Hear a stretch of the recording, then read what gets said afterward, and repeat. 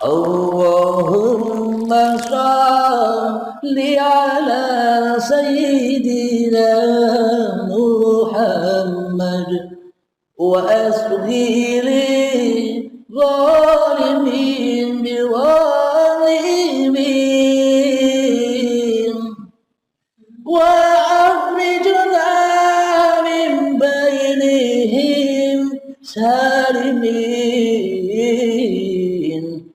wa ala alihi wa sahbihi ajma'in. Bukan yang di luar diri ini, yang disaksikan ayat-ayat yang di dalam diri ini loh, sehingga terciptalah, menggebiarlah alam semesta yang bisa kita saksikan ini. Tanpa kita bisa menyaksikan yang dalam, maka alam yang luar tak ada. Dengan adanya alam yang dalam, maka muncullah alam yang luar ini. Jadi tujuannya Isra Mi'raj itu hanyalah supaya manusia bisa menyaksikan keagungan, kebesaran Tuhannya. Agar apa? Agar manusianya tidak jadi Tuhan. Agar manusianya yang disaksikan bukan hanya kebesaran hawa nafsunya saja. Agar manusia sadar bahwa selama ini hawa nafsunya saja yang merasa agung. Hawa nafsunya saja yang merasa besar.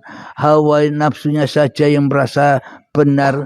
Hawa nafsunya saja yang merasa lebih ada daripada adanya Allah. Agar manusia sadar bahwa selama ini hawa nafsunya saja yang merasa lebih hidup daripada hidupnya Allah. Jadi surat cintanya Allah itu akan berdampak memberikan kita kesadaran bahwa kita harus kembali fafiru ilallah, harus kembali kepada Allah, harus kembali kepada penciptanya.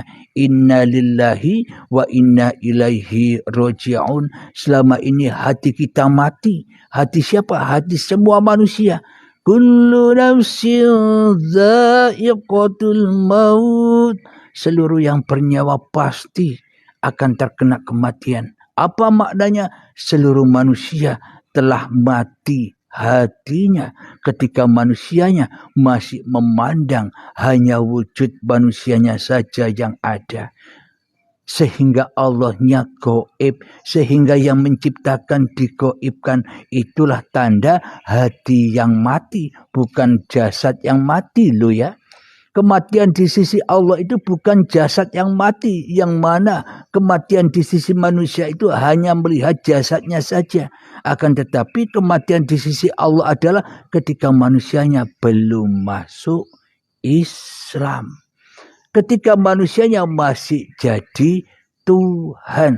Itulah kematian bagi Allah di sisi manusia. Ketika manusianya masih mentiadakan, masih menggaibkan Tuhannya, itulah tanda kematian manusianya. Mati apanya? Mati hatinya. Hatinya lebih keras daripada kerasnya batu sehingga menjadi bahan bakarnya neraka, yakni terbuat dari badan-badan manusia. Dan hati yang keras melebihi kerasnya batu, kapan neraka itu ada? Ketika manusia masih merasa punya hidup dan badan ini, itulah neraka itu. Yang mana akan membakar hati manusianya dengan kesombongannya, membakar hati manusianya dengan amal-amalnya, membakar hati manusianya dengan kekayaan-kekayaannya, membakar hati manusianya dengan pangkat dan jabatannya, sehingga manusianya kehidupannya selalu panas dan takut, selalu takut akan kehidupan dunia ini. Karena memaknai Al-Quran hanya dengan hawa nafsune dewe-dewe, maka ya tersesatlah manusia itu. Alhamdulillahirabbil alamin, maka jelaslah apa yang ditunjukkan Allah, dikirimkan Allah Nabi Muhammad SAW dengan Al-Quran ini agar kita bisa belajar Al-Quran dan supaya kita bisa ikra, kitab, bisa membaca kitab dan bisa membaca ayat-ayat Allah yang ada pada diri setiap manusia itu. Jadi ayat-ayat Allah ini hanya jalan. Tujuannya jalan ini supaya kita sampai kepada Allah. Di mana? Di dalam hati masing-masing manusia. Hidup yang menghidupi manusia itu loh Allah. Uripe Allah. Alhamdulillahirabbil alamin. Untuk kajian di Ba'da Subuh yang indah ini kami akhiri dulu. Sebelum kami akhiri, marilah kita gemahkan sholawat dzalimin daf'ul bala. Allahumma salli ala sayyidina Muhammad وأصغر ظالمين بظالمين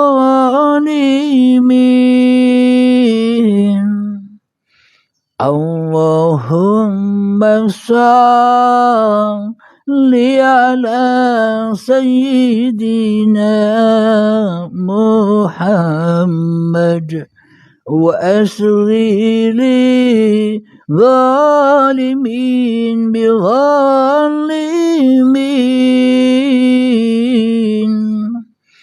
وأخرجنا من بينهم سالمين وعلى آله وصحبه أجمعين الحمد لله رب العالمين اللهم يا قاضي الحاجات اللهم يا مجيب الدعوات اللهم يا رافع الدرجات اللهم يا محل المشكلات اللهم يا شافي الأمراض اللهم يا كافي المهمات اللهم يا دافع البليات اللهم اختم لنا بالإيمان اللهم اختم لنا بالإسلام ربنا آتنا في الدنيا حسنة وفي الآخرة حسنة وقنا عذاب النار وصلى الله على سيدنا محمد وعلى آله وصحبه وسلم والحمد لله رب العالمين آخر كلام السلام عليكم ورحمة الله وبركاته.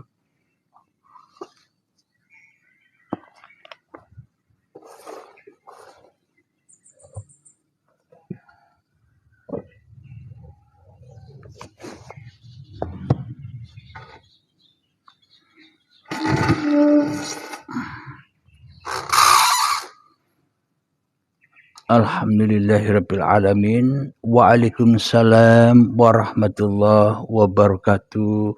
Bagi sahabat-sahabat yang sudah menyapa saya sejak tadi dengan salam-salamnya, saya jawab waalaikumsalam warahmatullahi wabarakatuh. Semoga di pagi yang indah ini kita selalu bersama barakatullah, bersama buruk-buruknya Allah. Apa buruk-buruknya Allah itu? Hidup yang penuh barokah, yakni ketika manusianya sudah berpasrah diri kepada uripe Allah. Berpasrah diri apanya? Berpasrah semua dengan takdir-takdirnya Allah. Jadilah makhluk yang baik, jadilah makhluk yang mana makhluk itu hanya dikuasai atau diperankan oleh Tuhannya. Jangan sampai diri kita jadi khalik. Bila kita jadi khalik, ya panas terus. Merasa kita yang paling benar. Merasa kita yang paling benar jalannya, benar imannya, benar agamanya. Jangan begitu. Kenapa? Karena seluruh manusia hamba-hamba Allah. Allah lebih berhak memperjalankan hamba-hambanya daripada kita menilai hamba-hambanya. Allah lebih berhak menciptakan manusianya, baik agama Islam, dimasukkan agama Nasrani, Kristen, Yahudi, Majusi, Hindu, Buddha dan sebagainya. Itulah hak Allah dengan penciptaannya. Kenapa? Tanpa Allah, tanpa uripe Allah, ya ndak ada orang, ya ndak ada manusia, yang tidak ada agama Islam, yang tidak ada agama Kristen, yang tidak ada agama Nasrani, yang tidak ada agama Majusi, yang tidak ada agama apapun yang ada di dunia ini, semuanya tidak ada tanpa uripe Allah. Inilah tanda kebesaran Allah. Bila manusianya sudah mengenal Allah, maka sudah tak akan pernah ada lagi perbedaan-perbedaan. Yang ada hanyalah persamaan. Yang ada hanyalah kasih dan sayangnya Allah. Kenapa? Karena hanya Allah lah yang ada daripada manusianya. Manusianya lah yang gaib, Allahnya lah yang wujud. Bila manusianya yang wujud, Allahnya gaib, lalu manusia ini ciptaan siapa? Apa manusia ini ciptaan iblis? Katanya manusia ini ciptaan Allah. Maka Allah lah, maka uripe Allah lah yang lebih nyata daripada kenyataan manusia ini. Jadi manusia inilah tanda bukti kenyataan uripe Allah itu sendiri. Waalaikumsalam bagi saudaraku. Apa ada yang mau naik? Kakang Kawa silahkan. Jadi kami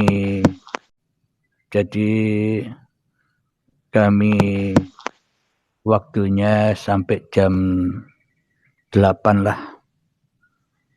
Monggo. Assalamualaikum Mbak Urip. Waalaikumsalam warahmatullahi wabarakatuh. Sahabat-sahabatku yang budiman yang saya hormati. Monggo apa yang mau disampaikan tentang kajian tadi, bila ada tanggapan-tanggapan, monggo silahkan. Mau tanya nih Mbak Urip. Mau tanya. Nggih, monggo. Nggih. Surga neraka itu bukan, maksud saya surga neraka yang di dunia ini, Mbak. Surga neraka yang masih gaib ini sekarang sudah adakah atau belum tercipta, Mbak?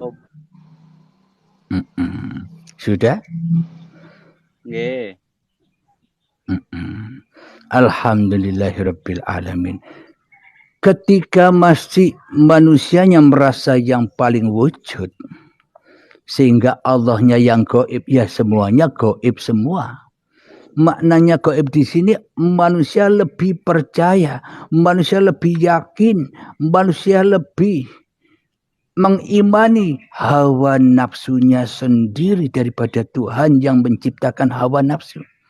Maka bila Tuhannya saja gaib, ya semua apa yang diciptakan Tuhannya, alam-alam kematian, alam siksa kubur, alam barzah, alam kiamat, hari kebangkitan, hari hisab, hari pertanggungjawaban, siratal mustaqim, surga dan neraka, bahkan Allahnya saja yang punya itu semua gaib. Ya gaib alias apa? Ayang-ayang wae.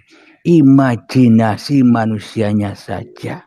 Surga dan neraka yang selama ini diyakini oleh manusia hanya surga nerakanya versi hawa nafsunya sendiri saja. Apa buktinya? Gaib raono. Opo gawe ini dipercaya lek gaib? Ya ndak, Kang Mas? Nggih. Maknanya surga dan neraka di sisi Allah itu ya nyata. Apa maknanya ketika Allahnya sudah nyata bagi manusianya, maka manusianya akan bisa menyaksikan, oh surga yang sebenar-benar surga yang dituju atau yang diharap manusia itu, oh ini maknanya. Neraka yang dimaksud Allah selama ini maknanya sudah nyata semua bila Allahnya yang nyata. Apa sih neraka di sisi Allah itu? Ketika manusianya merasa lebih wujud daripada wujud Tuhannya, yaitulah neraka. Ketika manusia inna syirka la ayatnya la tusyrik billah, jangan kau mensekutukan Allah dengan dirimu. Inna syirka la dzulmun adzim. Ketika manusianya mensekutukan Allah dengan dirinya di dalam hatinya, itulah neraka yang dahsyat siksanya. karena manusia tak akan bisa terampuni dosanya. Bagaimana mungkin manusia bisa diampuni dosanya wong manusianya masih jadi Tuhan-Tuhan sendiri?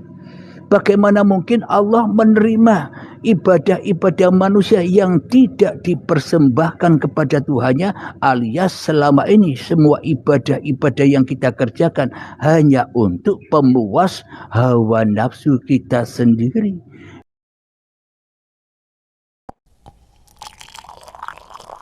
Allahumma shalli ala sayyidina Muhammad wa asghiri zalimin biwalimin